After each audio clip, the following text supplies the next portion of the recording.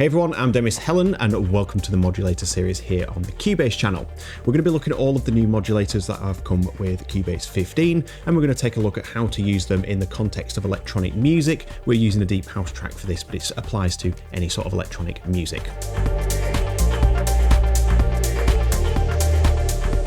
And to kickstart the series, we're going to look at the Wavefold LFO, one of my favourites. You can add tons of movement and groove into an otherwise very static subject in the track. So if it's not got any rhythm at all, or it's just a sustained note, we can actually manipulate this using the Wavefold and its unique shape.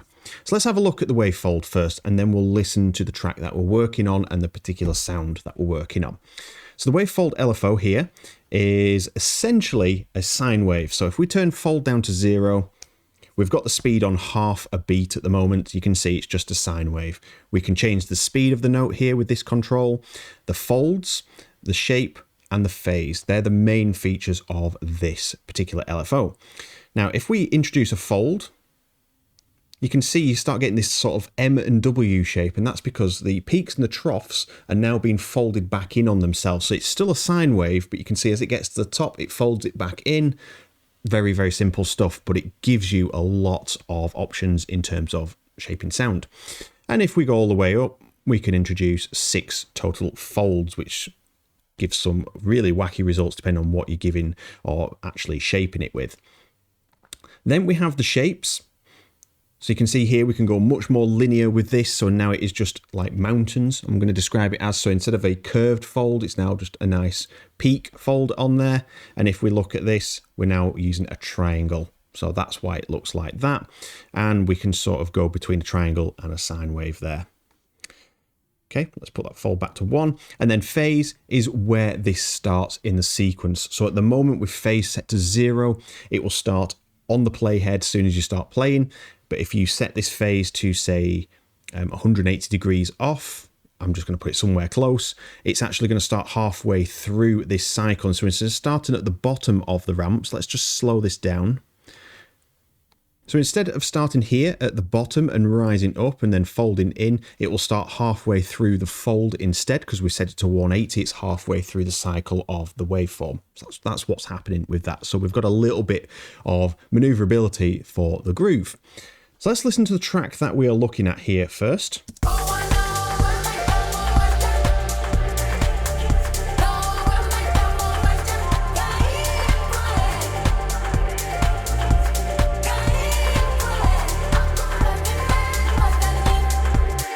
And we're looking specifically at this respace here.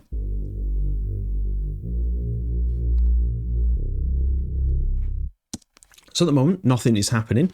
And I'm going to load in another instance of frequency here, just so we've got a nice clean slate. Frequency is the built-in EQ for Cubase.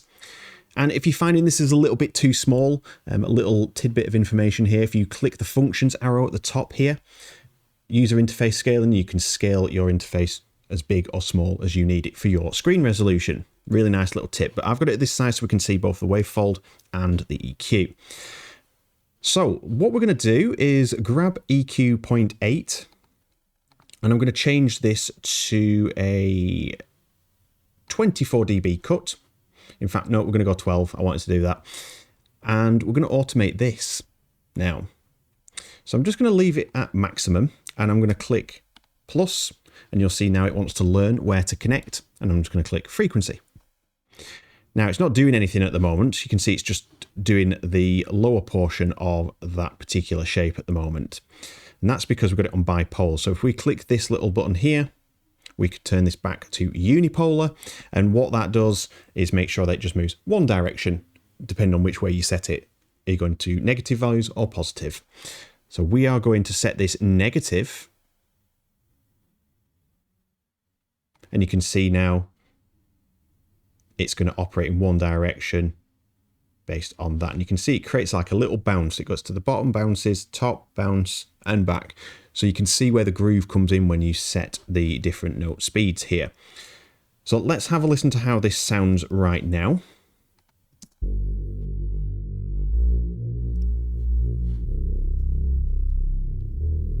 So I'm going to set this lower.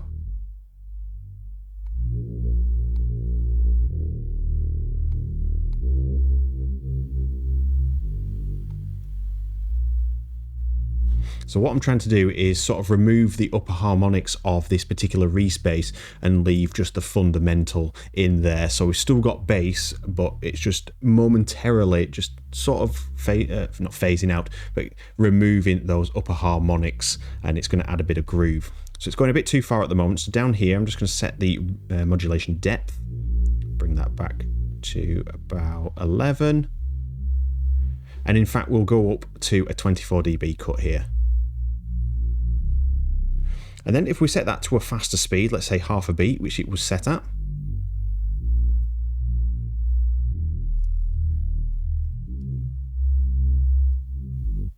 so it almost gives like a volume shaping sort of effect. That's essentially what it's doing. EQs are volume, just in different frequency sections, but that adds a little bit of movement now. So it's very subtle, but in the track,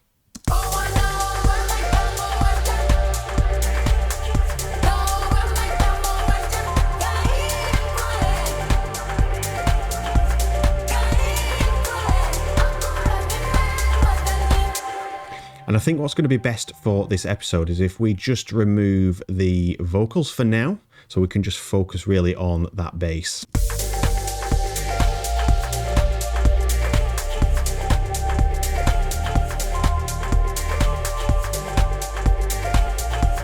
And from that you can see it's very subtle, but it adds a little bit of movement into the bass that you otherwise probably wouldn't know is there, but it adds to the groove and the movement of the track, and it just makes it feel like it's got a little bit more depth and more character to it.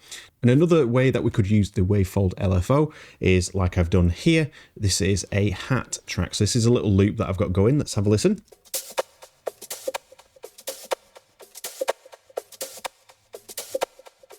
So there's a little bit of shaping from an attack decay and a step modulator as well, but we don't need to worry about those for this episode. We are going to have a look at those. But the Wavefold LFO here is creating a nice little pattern at half beats again, and I've got nearly 2 folds there. So we're getting some quite deep modulation on the folds. And then everything is set to how it needs to be. And it's bipolar, so it's operating both directions on this. So we're going to get the troughs and the peaks at the same time. This is attached to a metalizer, I think. Yep, metalizer. And that's this plugin here. Let's bring it over here. So I'm just changing up the timbre of the sound with this. This is just purely creativity. I'm using the step modulator just to turn this on and off. And obviously the Wavefold is controlling the mix here of how much metalizer is being mixed in. So let's bypass that step modulator just for a second.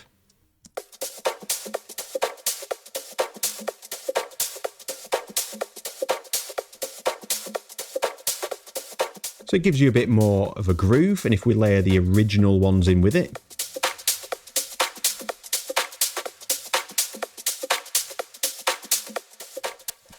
it gives it a whole different dimension of groove. It adds a bit more depth into the track, which otherwise wasn't there beforehand. And that is all done just using the Wavefold LFO here, attached to the metalizer. If we just take a look at changing the groove, we'll add the drums in here, and we'll shift this phase position here. I'll show you how that works.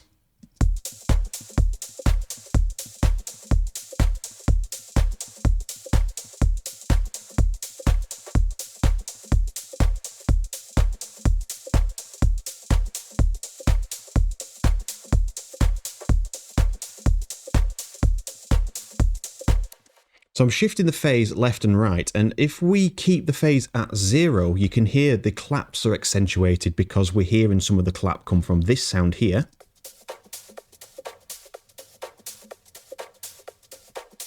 So it's capturing some of that. But if we shift the phase, we're actually shifting the where it's starting in this pattern, and it's actually landing on the claps on the lowest parts of the wavefold.